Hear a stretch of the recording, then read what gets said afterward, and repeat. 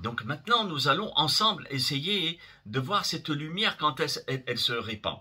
Elle se répand tous les jours du calendrier juif. Mais il y a des moments dans le calendrier où il y a des moments bien plus forts que d'autres. Et pendant ces moments-là, il ne faut pas passer à côté. C'est comme si Hachem nous dit, viens, je vais te donner des cadeaux, je vais te donner la possibilité d'être plus proche. Et donc là, c'est à ce moment-là qu'il ne faut pas passer à côté. Et donc le Beni Ish Haïl, c'est Rabbi Yosef Haïm de Bagdad.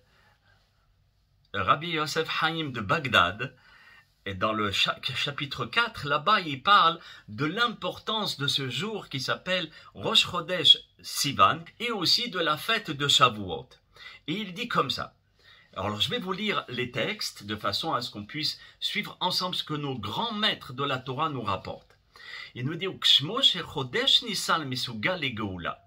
De la même manière que le Chodesh Nissan que nous avons parlé, c'est un pont entre Nissan et Sivan et Shavuot, c'est-à-dire entre Pesach et Shavuot, il y a un pont. Ce pont-là, c'est le Homer. Et pendant ces 49 jours pour arriver au 50e niveau, alors nous arrivons au jour de Shavuot.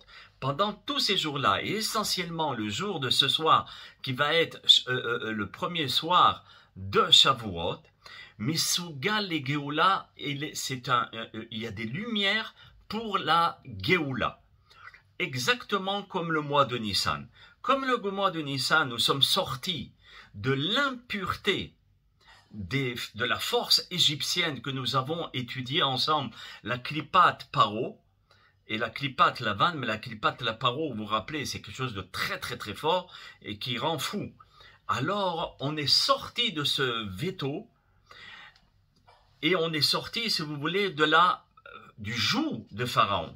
Il dit, le 50e jour, Yom Matan Torah, qui est le jour du don de la Torah, et par le Rosh Chodesh Sivan et le mois de la Sivan qui incarne ce mois-là, le don de la Torah, qui est la lumière, qui est Oto Hayom Hayu Tehorim, parce qu'il est sûr que le jour où ils sont sortis d'Égypte, ils se sont débarrassés de l'impureté de Pharaon. Et d'échelle en échelle, d'accord, de marche en marche, ils ont gravi des échelons pour acquérir une grande pureté. Donc, dans le Benish Haïl, le Rabbi Yosef Haïm de Bagdad, il dit, pour Pessah, c'était la Géoula, c'était la libération du corps physique, parce qu'on était asservi physiquement, on travaillait très dur en Égypte. Et Baruch Hashem, pour le mois de Sivan, et essentiellement pour Shavuot, c'est la Géoula du Nefesh, c'est la libération de l'âme sanguine, de notre Neshama.